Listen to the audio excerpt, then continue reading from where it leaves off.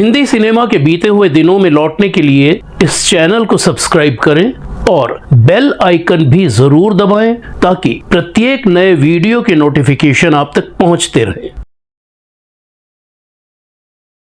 पुस्तक बीते हुए दिन पार्ट 1 हिंदी और इंग्लिश और पार्ट 2 हिंदी का विमोचन दिनांक 24 अक्टूबर को अपने दौर की सुपरस्टार आशा पारेख जी, प्रोड्यूसर डायरेक्टर सुभाष घई जी और अभिनेता पंकज त्रिपाठी के हाथों हुआ। ऑनलाइन उपलब्ध इस पुस्तक को मंगाने से संबंधित सभी लिंक्स इस वीडियो के साथ डिस्क्रिप्शन में दिए गए हैं। धन्यवाद। नमस्कार, मैं शिशिर कृष्ण शर्मा बीते हुए दिन में आपका स्वागत करता हूँ।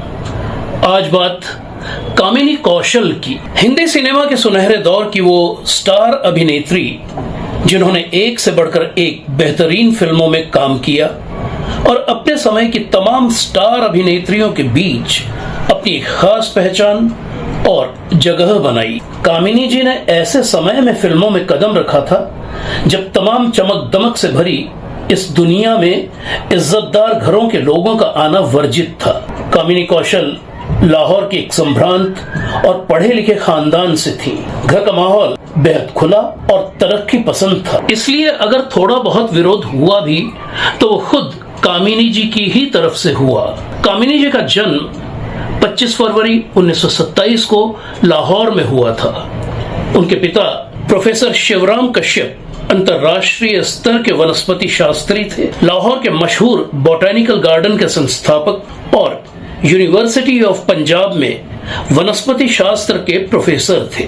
उन्हें फादर ऑफ इंडियन बॉटनी भी कहा जाता था। वह साइंस कॉन्फ्रेंस के अध्यक्ष थे। दुर्भाग्य से कामिनी जी के पिता का निधन सिर्फ 52 साल की उम्र में हो गया था। उस समय कामिनी जी 6 साल की थीं। 2 भाई और 3 बहनों में कामिनी जी सबसे छोटी थी।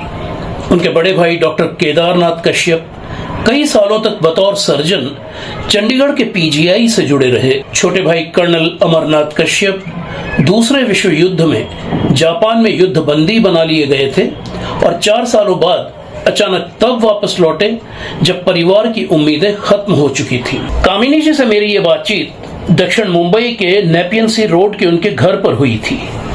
वो कहती हैं, हम लाहौर के चौबुर्जी इलाके में रहते थे। मैंने लेडी मैक्लेगेन स्कूल से पढ़ाई पूरी करने के बाद किनयार्ड कॉलेज से अंग्रेजी में बीए ऑनर्स किया था। मैं बचपन से ही रेडियो नाटकों में हिस्सा लेती थी, घुड़सवारी, तैराकी और साइकिलिंग करती थी। निर्माता निर्देशक चेतन आनंद कामिनी जी के बड़े भाई के करीबी दोस्त थे। वो उन दिनों अपनी पहली फिल्म नीचा नगर बनाने की तैयारियों में जुटे हुए थे। एक रोज उन्होंने कामिनी जी का एक रेडियो नाटक सुना तो उन्हें अपनी फिल्म की मेन लीड में लेना चाहा। उस जमाने में फिल्मों में काम करना अच्छा नहीं माना जाता था, इसलिए कामिनी जी इसके लिए तैयार नहीं हुई। हालांकि थोड़ी बहुत ना नुकुर के बाद कामिनी जी को अपने बड़े भाई के कहने पर फिल्म के लिए हाँ कहना ही पड़ा। कामिनी जी का असली नाम उमा कश्यप है, लेकिन फिल्म नीचा नगर में चेतन आनंद की पत्नी उमा आनंद भी एक अहम भूमिका कर रही थी, इसलिए चेतन आनंद ने ही कामिनी कौशल को उनके असली नाम उमा कश्यप की जगह ये स्क्रीन नेम कामिनी कौशल दिया, जो आगे चलकर उनकी पहचान बना। साल 1946 में प्रदर्शित हुई नीचा नगर कांस फिल्म समारोह में शामिल होने और ग्रैंड प्रिक्स अवार्ड हासिल करने वाली पहली हिंदी फिल्म थी। कामिनी जी कहती हैं, फिल्म नीचा नगर पूरी करने के बाद मैं लाहौर वापस लौट गई थी। फिल्मों में काम करने का न तो मेरा कोई इरादा था और न ही दिलचस्पी, लेकिन जब प्रोड्यूसर डायरेक्टर गजानन जागीरदार ने मुझसे फिल्म जेल यात्रा के लिए संपर्क किया तो मैं ना नहीं कर पाई। इस फिल्म में मेरे हीरो थे राज कपूर और ये फिल्म 1947 में प्रदर्शित हुई थी। मुंबई में कामिनी जी की बड़ी बहन उषा रहती थी। उनके पति BS Sood port trust of India में चीफ इंजीनियर थे। बहन जीजा की 2 छोटी बेटियां थीं। अचानक एक कार दुर्घटना में बहन उषा गुजर गई। ऐसे में दोनों छोटी बच्चियों की देखभाल के लिए कामिनी जी को अपने जीजा से शादी कर लेनी पड़ी। फिल्म जेल यात्रा के बाद कामिनी जी का फिल्मों का सिलसिला शुरू हो गया। राज कपूर के बैनर RK की पहली फिल्म साल 1948 की आग में उन्होंने एक अहम भूमिका की। फिल्मिस्तान स्टूडियो की साल 1948 की ही फिल्मों शहीद और नदिया के पार में उनके हीरो दिलीप कुमार थे।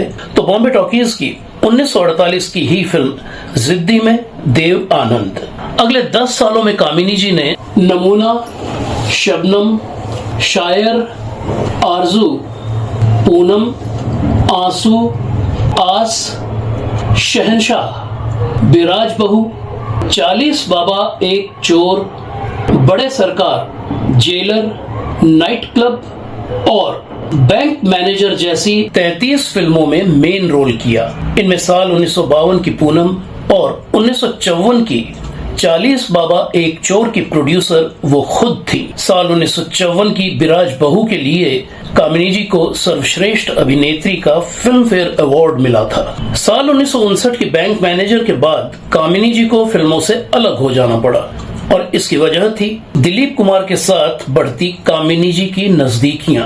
दिलीप कुमार के साथ कामिनी जी नदिया के पार, शहीद, शबनम और आरजू जैसी फिल्में कर चुकी थी। इन दोनों के रिश्तों का कामिनी जी के पति और भाइयों ने जबरदस्त विरोध किया था और इसीलिए कामिनी जी को फिल्मों से दूर होना पड़ा था। लगभग 5 सालों बाद कामिनी जी एक बार फिर से साल 1963 की गोदान में अभिनेता राजकुमार के साथ नजर आईं। गोदान उनकी बतौर नायिका आखिरी फिल्म थी।